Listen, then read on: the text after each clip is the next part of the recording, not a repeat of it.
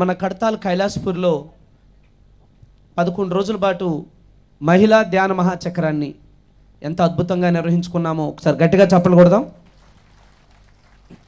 ఆ యొక్క స్ఫూర్తితోనే ఈ సంవత్సరం అంతా కార్యక్రమాలు మనం దిగ్విజయంగా విజయాల పరంపరగా కొనసాగిస్తున్నాం. మరి మహిళా ధ్యాన మహాచక్రానికి వెన్నుదన్నుగా నిలిచి రాష్ట్ర నలుమూలల ప్రతినిత్యం తిరుగుతూ అందరినీ ఆహ్వానించిన మేడం లక్ష్మి గారు, మన pyramid spiritual trust Hyderabad trustee, అలాగే మహిళా ధ్యాన మహాచక్రం ఆర్గనైజింగ్ మెంబర్, ఒకసారి గట్టిగా చప్పట్లు కొడుతూ స్వాగతం పలుకుదాం. ఆత్మ బంధువులందరికీ నమస్కారం అండి. మహిళా ధ్యాన మహాచక్రం చాలా అద్భుతంగా అందరి సహాయ సహకారాలతో చాలా అద్భుతంగా నిర్వహించుకుందాం. ఆ కార్యక్రమంలో భాగం పంచుకున్న ప్రతి పిరమిడ్ మాస్టర్కి ధన్యవాదాలు తెలియజేసుకుంటున్నాం. మరి అయిపోయింది అప్పుడే మన పని లేదుగా. ఒక్క మహిళా ధ్యాన మహాచక్రం చేసేటప్పటికే ప్రపంచ మహిళా ధ్యాన మహాచక్రం ఇచ్చారు పత్రిక గారు. చూడండి, మరి ఒక చిన్న అవకాశాన్ని మనం ఉపయోగించుకుంటే ఇంకొంచెం పెద్ద అవకాశం ఎలా వస్తుందో ఇది నిరూపణ అయ్యింది మనందరికీ. మన ధ్యానం ద్వారా మన జీవితాల్లో ఎంతోమంది మాస్టర్స్కి ఇది నిరూపణే. మరి నేను కూడా నాకు వచ్చిన ప్రతి చిన్న అవకాశాన్ని వినియోగించుకుంటూ ఈరోజు ఇక్కడ దాకా రాగలిగాను. గురువుగారి దగ్గరికి వచ్చిన తర్వాత చాలా నేర్చుకున్నాం. ఈ భూమి మీదకి ఎందుకు వచ్చామో నేర్చుకుందాం, ఎలా మాట్లాడాలో నేర్చుకుందాం, ఎలా వండాలో వడ్డించాలో, ఎలా ప్రేమగా మాట్లాడాలో ప్రతిదీ నేర్చుకుంటూనే ఉన్నాము. నేర్చేసుకున్నాం కాదు, మనం ఉన్నంతకాలం నేర్చుకుంటూనే ఉంటాం. చూడండి, మనకి ఎలా జీవించాలో నేర్పిస్తున్నారు గురువుగారు. చాలా గొప్ప గురువు దొరకటం నిజంగా ఎన్నో జన్మల పుణ్య ఫలం మనకి. నేను కూడా ఈ ధ్యాన మార్గంలోకి రాకముందు చాలా ఎదురు చూశాను. పొద్దున్నే లెగవాలి, కాఫీ తాగాలి, తినాలి, మళ్ళీ వండుకోవాలి, మళ్ళీ తినాలి, మళ్ళీ పడుకోవాలి. ఇదే నా జీవితం, ఇంతకంటే వేరేది ఏం లేదా? ఏదో ఉంది, ఇది కాదు జీవితం, ఇంకేదో ఉంది అనుకునేదాన్ని. కానీ ఇంకో మార్గం ఉంటుంది, ఇలా గురువులు ఉంటారు, చెప్తారు, మనం ఆ మార్గంలో నడవచ్చు, ఇలాంటి జ్ఞానం అయితే అప్పట్లో లేదు. కానీ అలా ఎదురు చూడగా అప్పుడు దొరికారండి పత్రిగారు. పిరమిడ్ స్పిరిచువల్ సొసైటీ మూమెంట్ ద్వారా ఒక గొప్ప గురువు మనకి దొరికి, అప్పటి నుంచి నేను రావడం కూడా ఈ ధ్యానంలోకి ఒక చిన్న అనారోగ్యంతో రావటం జరిగింది. నాకు బై బర్త్ ఒకటే కిడ్నీ, ఉన్న ఒక కిడ్నీలోనూ స్టోన్స్ ప్రాబ్లం. ఆ ప్రాబ్లంతో ఈ ధ్యానంలోకి వచ్చాను. 2 నెలలు 2 గంటలు ధ్యానం చేశాను, నా కిడ్నీలో రాళ్ళు కరిగిపోయాయి. అప్పటి నుంచి నాలాగా తెలియని వాళ్ళు ఎంతోమంది ఉన్నారు, తెలియచెప్పాలి, అందరికీ తెలియచెప్పాలి. అందరూ ఆరోగ్యంగా, అందరూ ఆనందంగా జీవించాలి. ఒక చిన్న అనారోగ్యం తగ్గితే ఒక మనిషిలో ఎంత కాన్ఫిడెంట్ వస్తుందో నాకు అర్థమయ్యింది. అందరూ అలా ఉండాలి, అందరూ బాగుండాలి అనే ఒకే ఒక చిన్న మాటతోటి అప్పటి నుంచి ఇప్పటి వరకు ధ్యాన ప్రచారం, శాకాహార ప్రచారం, పిరమిడ్ ప్రచారం, నా వంతు నాకు నేనేం చేయగలను అది చేస్తూ వస్తున్నాను. చెయ్యటానికి ఈ భూమి మీదకి ఈ సమయంలో, ఈ సంధి యుగంలో మనం జన్మ తీసుకున్నాము అనేది అర్థమయ్యింది. మనం ఎలా ఉన్నాము, పిరమిడ్ మాస్టర్లు ఎలా ఉండాలి అంటే ఒక చిన్న ఎగ్జాంపుల్ చెప్తానండి. ఎప్పుడో రాముడి కాలంలో ధర్మం 4 పాదాల నడిచింది, ఇప్పుడు 1 పాదం మీద కూడా నడవట్లేదు, కుంటిదైపోయింది అని చెప్పుకుంటూ ఉన్నాం కదా. మరి ఆ కుంటిదైపోయిన ధర్మాన్ని మనం ఎలా నిలబెట్టాలి, మనం ఎలా ఉండాలి? ఒక చిన్న ఎగ్జాంపుల్ ఈ మధ్య చదివాను నేను. ఇట్లా ఒక దేవాలయంలో ఒక సత్సంగానికి వెళ్ళారు కొంతమంది. వెళ్తే అక్కడున్న పంతులు గారు సత్సంగంలో 4 మంచి మాటలు చెప్పారు, విన్నారు. అబ్బా చాలా బాగున్నాయి, చాలా బాగా చెప్పారు పంతులు గారు అనుకున్నాడంట. అనుకొని ఇక్కడ ఇంత పందిరి వేశారు కదా, మరి ఈ పందిరి నిలబెడటానికి ఇన్ని గుంజలు ఉన్నాయి కదా, ఇది పడిపోకుండా ఉండాలి అంటే ఇన్ని గుంజలు ఆధారం అయ్యాయి. మరి ఆకాశం, ఇంత పెద్ద ఆకాశం, అమ్మో పడిపోతే మనందరం ఏమైపోతాం? అంటే ఈ ఆకాశం నిలబడటానికి పందిరి గుంజలు ఉండాలి కదా ఎక్కడో చోట. ఎక్కడున్నాయి? చుట్టూ చూశాడు కనుచూపు మేర, ఎక్కడా కనపడలా. ఓ పక్క ఊర్లో ఏమైనా ఉన్నాయేమో అనుకొని పక్క ఊరికి వెళ్ళాడంట, అక్కడా కనపడలా. ఇంకో ఊరు వెళ్ళాడంట, అక్కడా కనపడలా. 4-5 ఊళ్ళు తిరిగినా ఎక్కడా పందిరి గుంజలు కనపడతల్లా ఆకాశం నిలబడటానికి. ఎలా నిలబడుతుంది? అది పడిపోతే మనందరం చచ్చిపోతాం కదా అనుకొని ఇంకా తిరిగి తిరిగి ఒక దేవాలయ ప్రాంగణంలో పడుకున్నాడనమాట.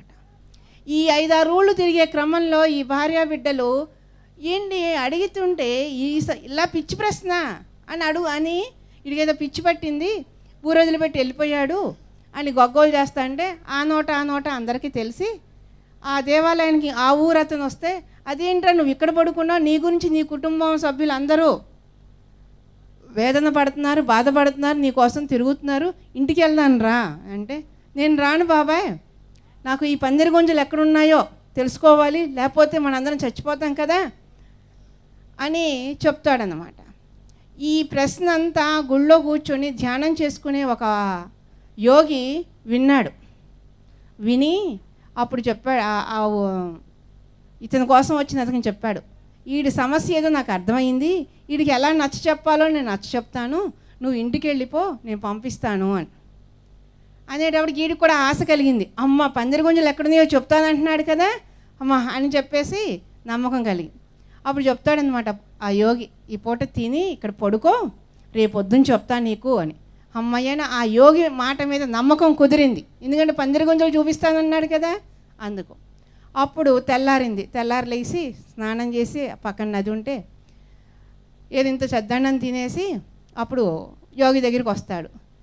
అప్పుడు చెప్తాడు యోగి, ఈ ఊరు మొత్తం తిరిగిరా, ఇంత అన్నం పెట్టమను, ఓ ముద్ద అన్నం పెట్టమను, కానీ ఆ అన్నం పెట్టబోనే ముందు ఆ ఇంటి వాళ్ళని పిచ్చగా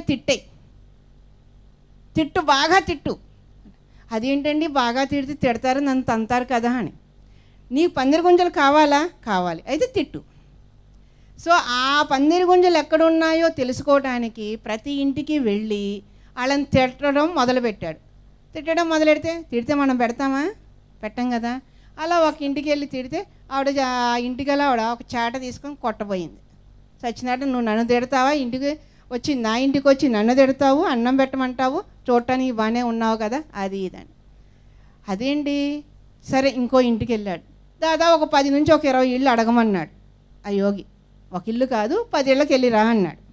అలా ఒక ఇంటికి వెళ్తే చాట పెట్టి కొట్టబోయింది, ఇంకో ఇంటికి వెళ్తే చీపిరి పెట్టి కొట్టబోయారు, ఇంకో ఇంటికి వెళ్తే అసలు నిజంగానే కొట్టారు.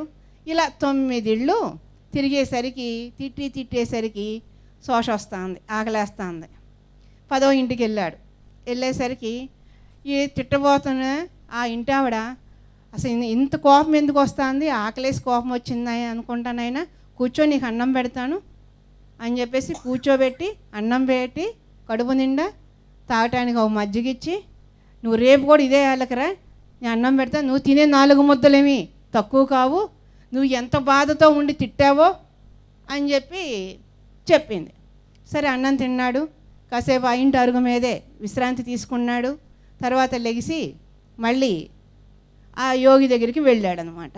మరి పందిరి గుంజల గురించి చెప్తానన్నాడు కదా, అలా వెళ్ళేసరికి అడిగి ఏం జరిగింది అని అడిగాడు. ఇవన్నీ చెప్పాడు. ఒక ఇంటికి వెళ్తే చీపురు పెట్టి కొట్టింది, ఒక ఇంటికి వెళ్తే చాట పెట్టి కొట్టారు, ఇలా. కానీ ఒక ఆవిడ మాత్రం ఎన్ని తిట్టిందో నా తిట్లని పట్టించుకోకుండా పిలిచి అన్నం పెట్టింది, కడుపు నిండా తాగటానికి మజ్జిగ కూడా ఇచ్చింది అని.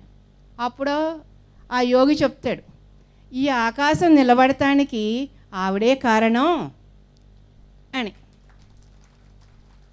ఎవరో ఏదో అన్నారని అనుకుంటారని కాదు, ఎదుటివాడి కడుపు చూసి కడుపు నిండా అన్నం పెట్టి ఆ గుణం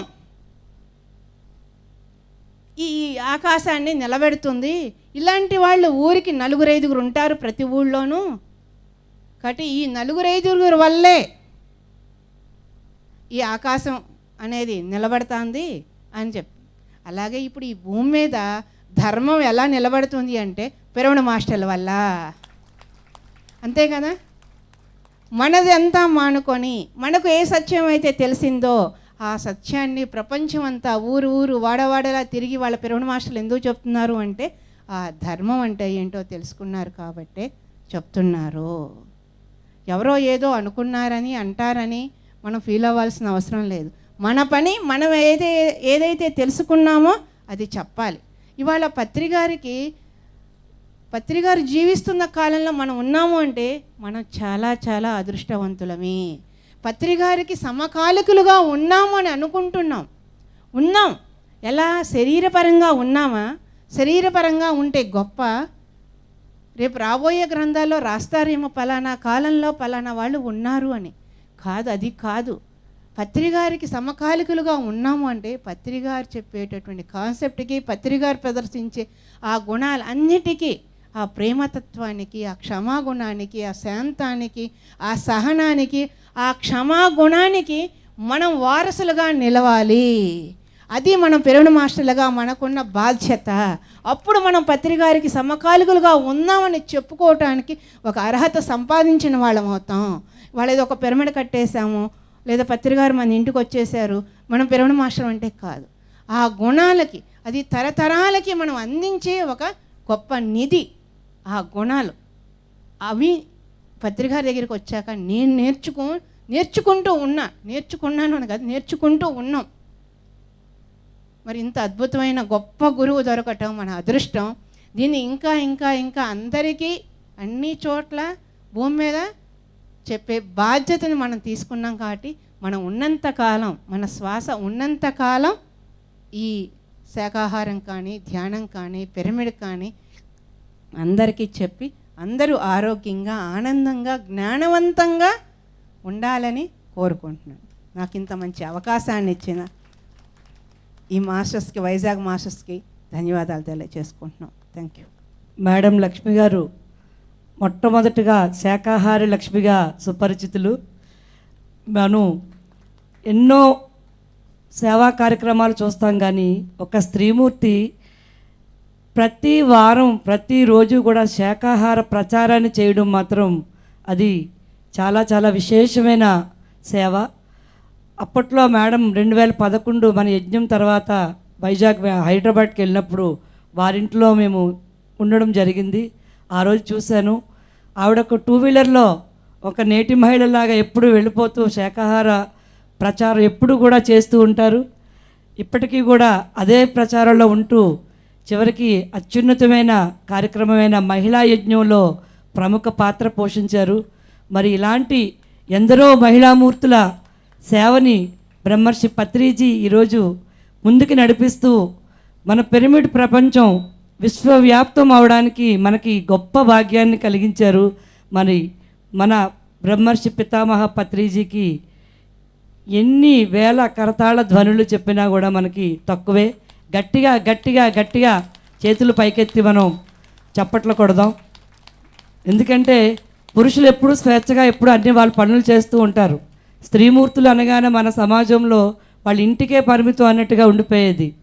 అలాంటి రోజుల్లో ఈ ధ్యాన ప్రచారాల ద్వారా 40 రోజుల మండల ప్రచారాల ద్వారా ప్రతి ఒక్కరూ బయటకు వచ్చి తనను తాను తెలుసుకుని సమాజ ఉద్ధరణలో ప్రముఖ పాత్ర పోషించే భాగ్యం ఎంత ముందుకు వెళుతుందో ఈ మేడం గారి ఎక్స్పీరియన్సే ఒక ఉదాహరణ.